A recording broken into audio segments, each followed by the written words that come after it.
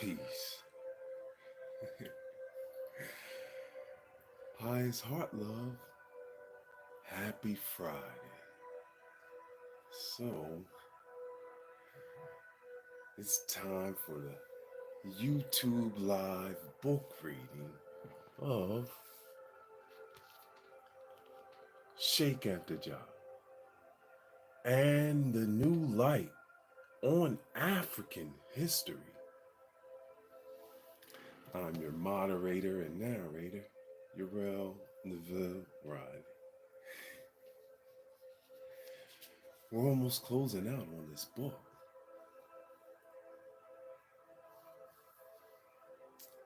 So, we are picking up on page 20, and I'll make this a two-part closeout. So, we'll do a little bit today and then do the rest for Saturday, Sacred Day.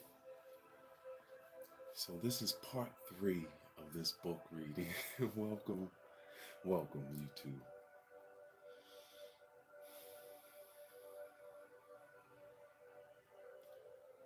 In the middle of page 20.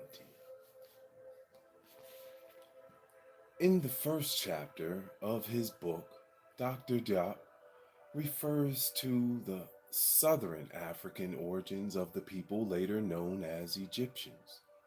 Here he is on sound ground with a lot of support coming from another group of neglected white writers.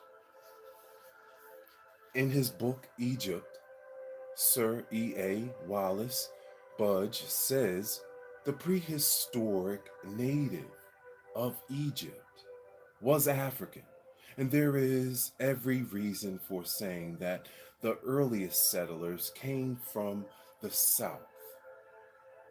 He further states there are many things in the manners and customs and religions of the historic Egyptians that suggest that the original home of their prehistoric ancestors was in a country in the neighborhood of Uganda and Punt. Some historians believe that the biblical land of Punt was in the area known on modern maps as Somalia. European interest in Ethiopia and the origin of civilization dates from the early part of the 19th century and is best reflected in a little known though important paper in Carl Richard Lips's incomparable survey of the monumental ruins in the Ethiopian Nile Valley in 1842 to 1844. The records found by Lepsius tend to show how Ethiopia was once able to sustain an ancient population that was numerous and powerful enough not only to challenge, but on a number of occasions to conquer completely the populous land of Egypt. Further, these records show that the antiquity of Ethiopian civilization had a direct link with civilization of ancient Egypt. Welcome, guys. Peace. Oh, thank you for the likes and subscribes. Hi, it's Heart Love. Thank you so much for reading with us. It's a very short book, but very, very powerful book. We're on page 22 at the top. Okay. Many of the leading antiquarians of the time base largely on the strength of what the classical authors, particularly Diodorus Siculus and Stephanus of Byzantium, had to say on the matter, were exponents of the view that the ancient Ethiopians, or at any rate the black people of remote antiquity, were the earliest of all civilized peoples, and that the first civilized inhabitants of ancient Egypt were members of what is referred to as the black race, who entered the country as immigrants from Ethiopia. A number of Europe's leading writers on the civilizations of remote antiquity have written brilliant defenses of this point of view. Some of these writers, this is good, right? Some of these writers of African history continue to ignore their findings. See that? That's what happens when you don't want to face the truth. Start ignoring facts that lead you to where you're trying to get to. Right? You got to be objective, man. God, that's why I love sports. In 1825, German backwardness in this respect came definitely to an end.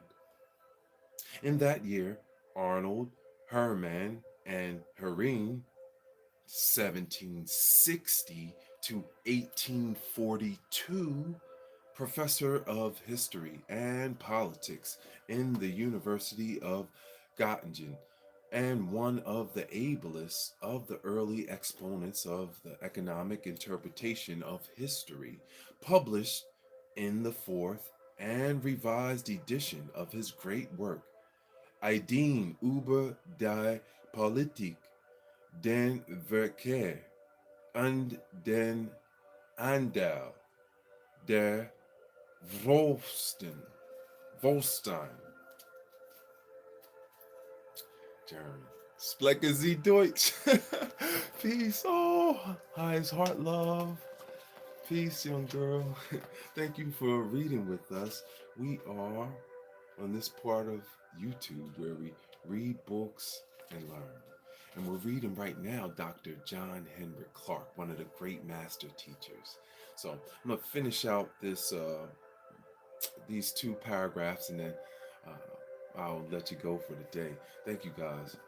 Volker den Alten Wild, a lengthy essay on history, culture, and commerce on the ancient Ethiopians, which had profound influence on contemporary writers in the conclusion that it was among these ancient black people of Africa and Asia that international trade was first developed. Thank you guys for being here. Welcome.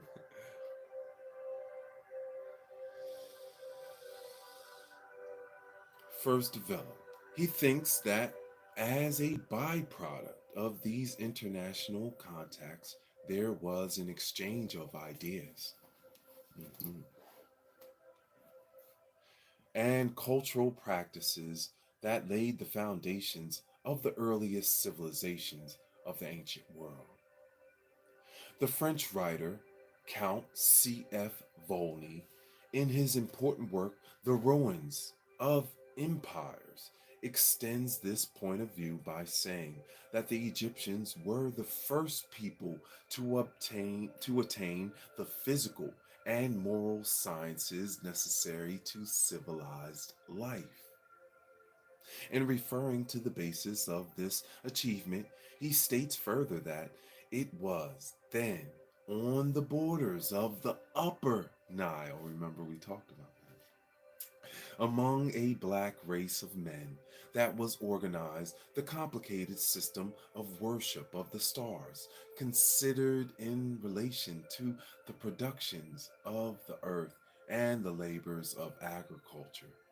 And this first worship, characterized by their adoration under their own forms and national attributes, was a simple proceeding of the human mind. And that's where we'll pause right here with Cheikh Anta Diop and the new light on African history by the great master teacher, Dr. John Henrik Clarke. I'm your moderator and narrator, Uriel NEVEU Riley. Thank you guys for reading with us. We'll continue back on page 25 and finish out this book. Then we're going to go into the next book. Man, much love. Thank you so much. Oh, that's so sweet. Highest heart love. I want you to have a wonderful Friday, right? This is Juma. Peace, everyone. How y'all doing out there? Everything's well? Yeah, I know. We got to continue to shake it up. You know, some people don't get it. Their logic is off. Some people just haven't read enough, aren't educated enough. And so when we can give people foundation facts, it helps them see inside of themselves. So that's why I read these books, you know. I've been able to pull amazing greatness out of myself. And that's because I know where I come from. I know my aunts and uncles and my mother and father and sisters and brothers. I grew up with them all my life, you know. And that allowed me to wander out in the world and say, hey, I'm safe here, so let me see what's out there. Yeah, true freedom. And you can just go and know. Hi, it's Heart Love. Thank you.